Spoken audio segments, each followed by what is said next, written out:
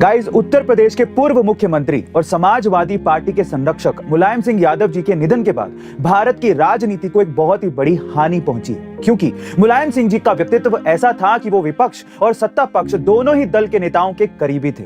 और इसी का जीता जागता उदाहरण है कि उन्होंने प्रधानमंत्री नरेंद्र मोदी जी को एक बार संसद के अंदर विजयी भव का आशीर्वाद दे दिया था, बावजूद इसके कि सपा और बीजेपी हमेशा से एक दूसरे के कड़े विरोधी रहे थे।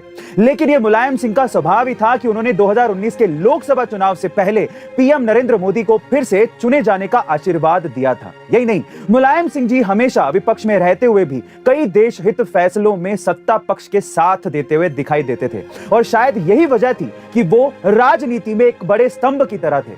और ये कहना गलत नहीं होगा कि उनके निधन के बाद भारत की राजनीति का एक बड़ा अध्याय समाप्त हो गया।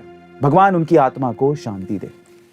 गाइस, अक्सर आपने मंदिरों में जाते हुए भक्तों को मंदिर के द्वार पर लगे घंटे को बजाते हुए देखा होगा, जो पौराणिक तौर पर भगवान का अभिवादन करने का एक तरीका भी माना जाता है। लेकिन क्या आपको इसके पीछे का साइंटिफिक रीजन पता है? नहीं ना? चलिए आज मैं आपको बताता हूं। दरअसल मंदिर का घंटा जिस मेटल से बना होता है उसमें फिक्स्ड प्रोपोर्शन में कॉपर, जिंक और निकल होते हैं, जिससे निकलने वाला साउंड फ्रीक्वेंसी 7 सेकंड तक एनवायरनमेंट में ट्रेवल करता है और हमारे राइट ब्रेन और लेफ्ट ब्रेन को एक साथ अलाइन करने में मदद करता है।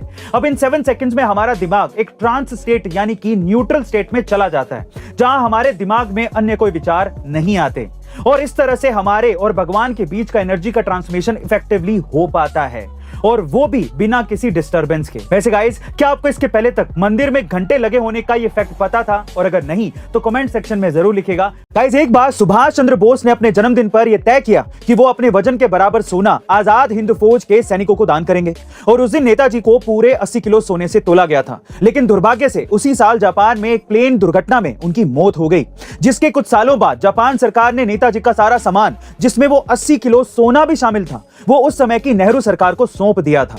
लेकिन जब मोरारजी देसाई की सरकार आई तो उन्होंने नेताजी का वो सामान चेक किया तो उसमें सिर्फ 11 किलो ही सोना निकला, यानी कि नेताजी का बाकी सोना गायब था। और जब मोरारजी सरकार ने इसकी जांच की तो पता चला कि आईएनए के 2 मेंबर्स राममूर्ति और एसए अय्यर ने नेहरू सरकार को कई बक्से सौंपे थे, जिसमें काफी मात्रा में सोने के जेवरात थे।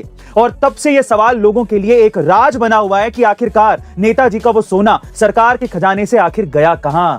गाइस, एक कहानी है इंडियन आर्मी के उस शेर की जिसने कारगिल युद्ध में 17 गोलियां लगने के बाद भी हार नहीं मानी और टाइगर हिल को पाकिस्तान के कब्जे से आजाद करवा दिया।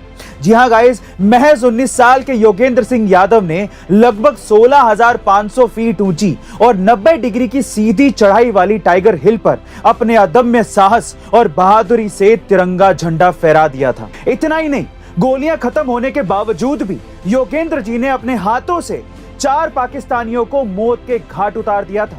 योगेंद्र जी के इस अदम्य साहस के लिए राष्ट्रपति जी ने उन्हें सर्वोच्च सम्मान परमवीर चक्र से सम्मानित किया था। वहीं अमिताभ बच्चन ने भी योगेंद्र जी को अपने शो केबीसी में बुलाया था, जहां से जीती हुई पूरी धनराशि उन्होंने आर्मी वेलफेयर फंड में दान कर दी थी। गाइस, योगेंद्र जी के इस अदम्य साहस के लिए एक हार्ट तो बनता है। ऐसे अमेजिंग वीडियोस के लिए शेयर, सब्सक्राइब एंड लाइक। मिलते हैं अगली वीडियो में।